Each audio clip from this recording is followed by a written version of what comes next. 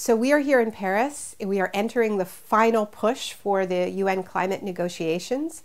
And while people have been poring over the 900 brackets still in the text, figuring out ways to lower our emissions in a meaningful way, which means burning less fossil fuel, a kind of bombshell came from the United States, which is that we learned that Republicans on Capitol Hill are pushing hard to lift the ban on crude oil exports, which is about obviously digging up and selling more oil, which is exactly what we need not to be doing.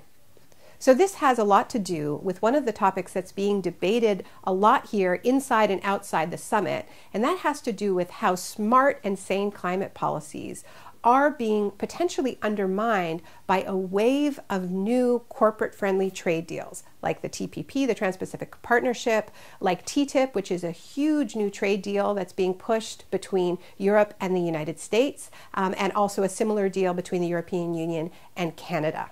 Now, this relates to oil exports and as well as gas exports because a deal like TTIP, that deal between the US and Europe, is being pushed for by companies like Exxon and Chevron because they see it as an opportunity to expand their markets for gas and for oil, and even potentially as a tool, a very powerful tool, to undermine or lift that ban on oil exports.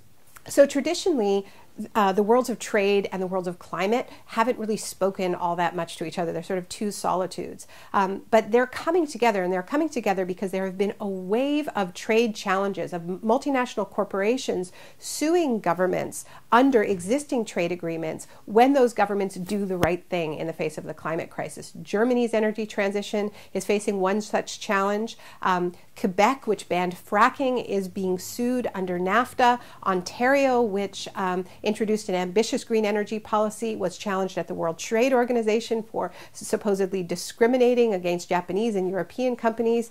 So there are all kinds of examples of while governments are at summits like this one in Paris, where they're all sort of accusing each other of not doing enough to roll out renewable energy in the face of the climate crisis, then in other summits that actually have a lot more power and a lot more weight, these same governments go to the World Trade Organization and try to knock down each other's windmills, which doesn't make a whole lot of sense. The most damaging and controversial part of these negotiations happened before they even began, and that was when the US government announced that whatever deal was negotiated here in Paris could not be legally binding because they could not bring a legally binding treaty in front of the Republican-controlled Congress. And everybody here is just supposed to take it as a given that because of the incredible power of the Koch brothers and other fossil fuel companies, we can't get a legally binding climate agreement. The ultimate irony is as these climate negotiations go on, the negotiations for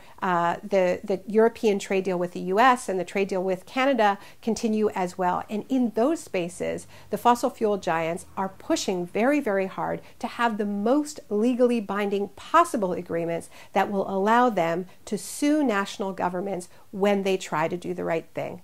And actually, Jad, can you pass me?